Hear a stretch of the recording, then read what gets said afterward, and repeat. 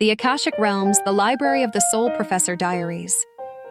Until now, we have crossed the veil, entered the astral corridor, and glimpsed the karmic reflections of the soul's departure. But what lies beyond that corridor? What holds the memory of lifetimes, intentions, actions, and destinies? This chapter unveils the sacred dimension of the Akashic Realms, known in ancient texts as the Library of the Soul, a quantum conscious database encoded with all that was, is, and could be. The journey through the Akashic field is not a tale of mysticism, but a sacred science rooted in vibration, light, and the eternal echo of consciousness. What are the Akashic Realms? The Akashic Realms are not clouds in the sky or scrolls on heavenly shelves. They are vibrational fields of pure intelligence, subtle, hyperdimensional layers of existence composed of Akasha, the fifth element, or ether. In Vedic cosmology, Akasha is not only the subtlest of the five elements, but also the origin point from which all matter emerges. In yogic science, Akasha is referred to as Chidakasha, the sky of consciousness.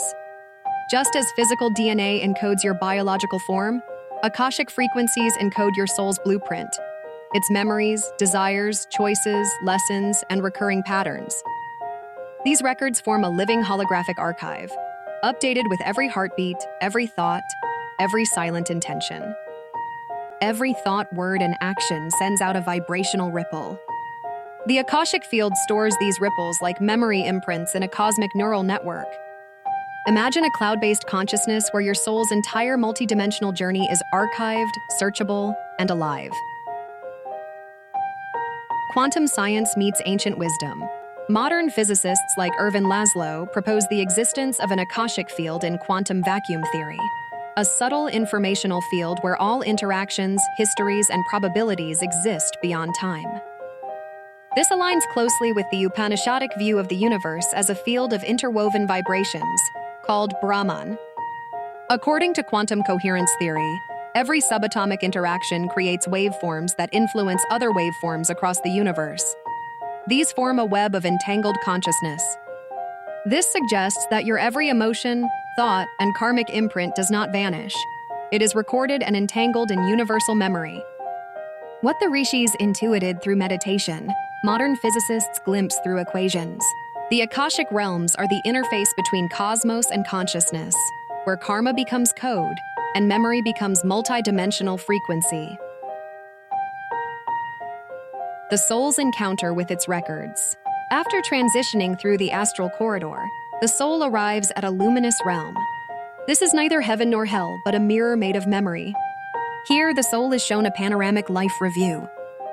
But this is not a slideshow. It is a living hologram. You don't merely see what you did, you feel it. You feel how others experienced you.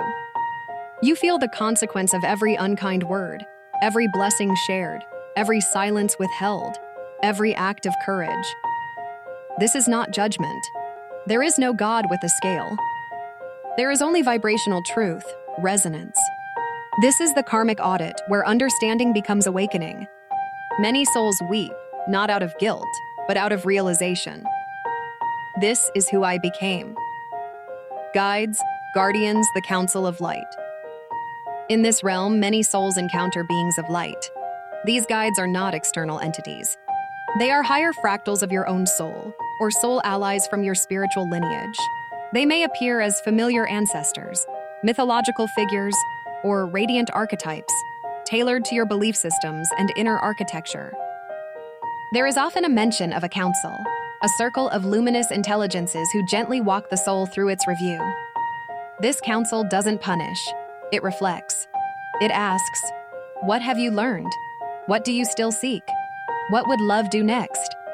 These beings operate in telepathic silence, communicating through frequency and light. Their presence is one of compassion, not control. Why do some souls return? Many near-death experiencers report encountering this brilliant realm and then being told to return. Why? Because within the Akashic realms, the soul rediscovers its mission, its vow, its dharma. Some realize their story is incomplete.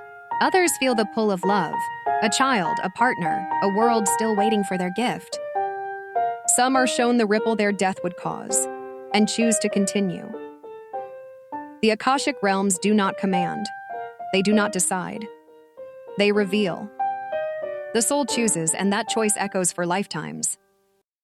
Accessing the Akashic records while alive. You don't have to wait until death to access these records. The ancient rishis knew this. So did mystics like Hildegard of Bingen, Nikola Tesla, and Sufi poets. Through advanced states of meditation, especially Ajna chakra activation, Tritaka, gazing meditation, lucid dreaming, and deep prayer, many seekers report Akashic downloads, visions of past lives, sudden realizations, knowing things they've never studied, feeling lives they've never lived. But it is not a matter of intellect, it is a matter of frequency. To open the records is to match their vibration. This is why purity, humility, intention, and sacred silence are essential. 7. The Akashic blueprint and future choices. Voice style, visionary, uplifting. The Akashic field doesn't only show you the past. It shows probabilities, karmic possibilities based on current trajectories.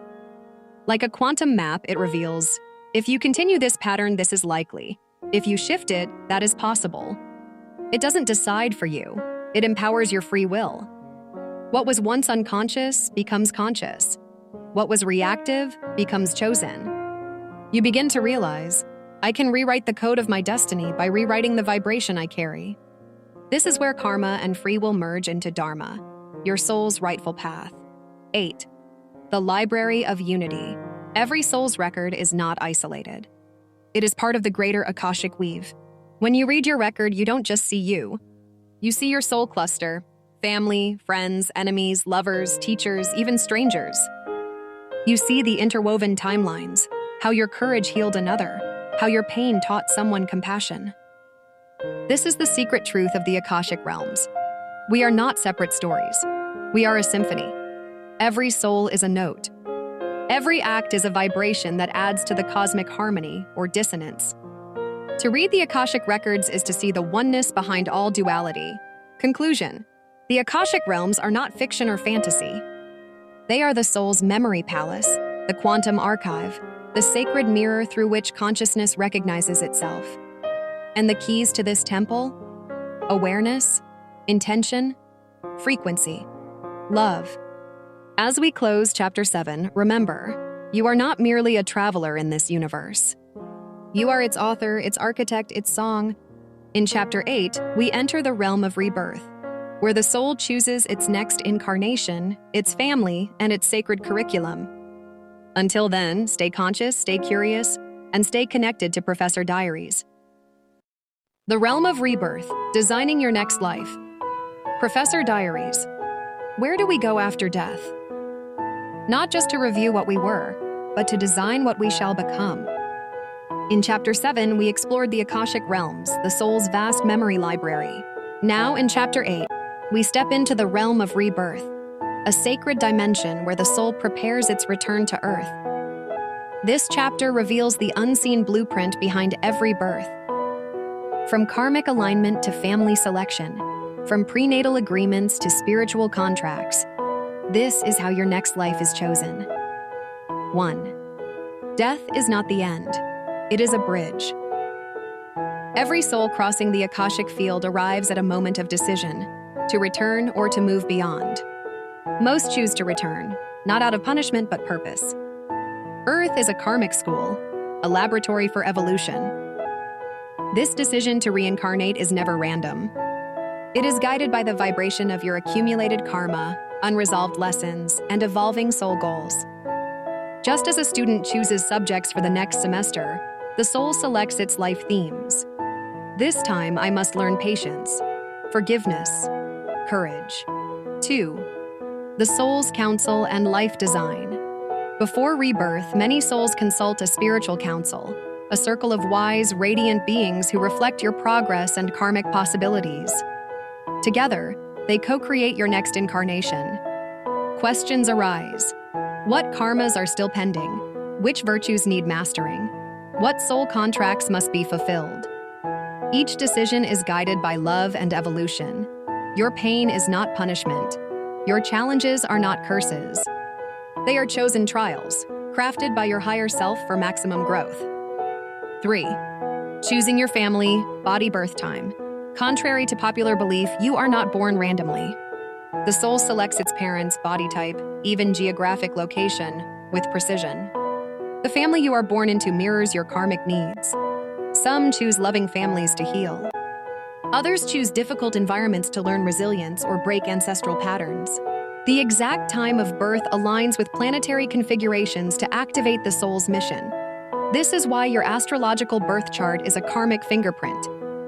Even physical conditions, health, gender, appearance, are chosen for specific soul lessons. 4. Prenatal contracts, soul agreements. Before entering the womb, the soul forms prenatal contracts with other souls who will play major roles: parents, siblings, partners, even adversaries. These contracts are not always easy. A parent who abandons, a friend who betrays, a child who teaches unconditional love, all were part of your chosen storyline. These are sacred soul agreements, not for comfort, but for evolution. Free will still exists, but the soul agrees to certain intersections, knowing they hold keys to awakening. 5. The veil of forgetting. Why don't we remember all this? Because if we did, the lessons wouldn't work. When a soul incarnates, it passes through the veil of forgetting, a conscious amnesia designed to make each experience real, raw, and meaningful. This veil protects the purity of choice. Without it, there would be no true learning, only rehearsal. Yet flashes of remembrance appear in déjà vu, dreams, synchronicities, soul recognitions. These are the breadcrumbs left by your higher self to guide you home. 6. Conscious versus unconscious rebirth.